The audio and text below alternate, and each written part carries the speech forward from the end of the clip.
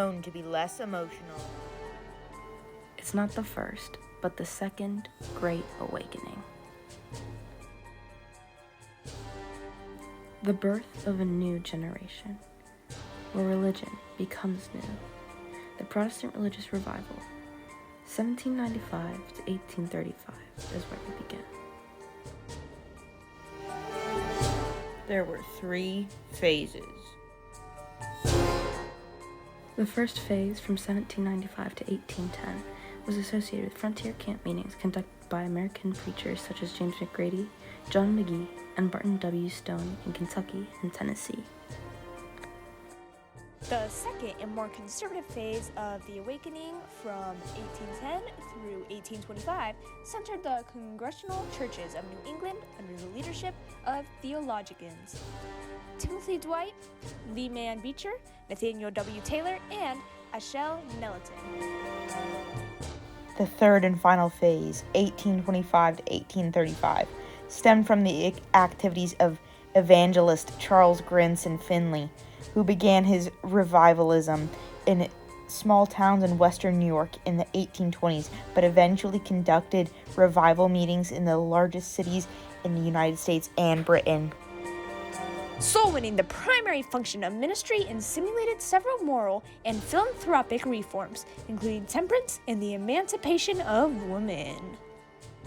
Sparked the abolitionist movements, as many religious leaders inspired by the revivalist ideals began advocating for the end of slavery, linking it to Christian morality.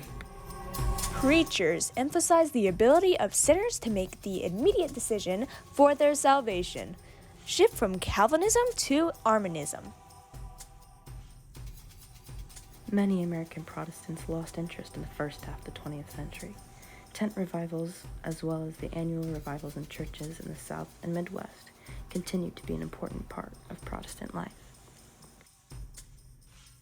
Stressing individual conversion, personal salvation, and the importance of personal faith over institutionalized religion. For the people to find a personal connection to their God and their version of God. From this came religious colleges, the Methodist and Baptist denominations. The Louisiana Purchase. Doubling the size of the United States, allowing for enormous amounts of migration. With churches wanting to spread their gospel into the Western territories, came the traveling preachers. Traveling preachers would inspire and motivate people into following religious teachings. Manifest destiny. The religious right to move west. In the West, nearly 1 million peoples had made their way west. Settling in the area west of Blue Ridge in Virginia, Kentucky, Tennessee, the Northwest, and in the Indian Territory. God, gold, glory. Many were forced west because of prosecution. Mormons. The introduction of communal experiments. Not all were positive. Shakers, New Harmony, Oneida Community. Economic equality. Religious movements often following one person. Highly ecstatic environment. Original cults. How far did it go? What's the truth? Without it, where would this world be?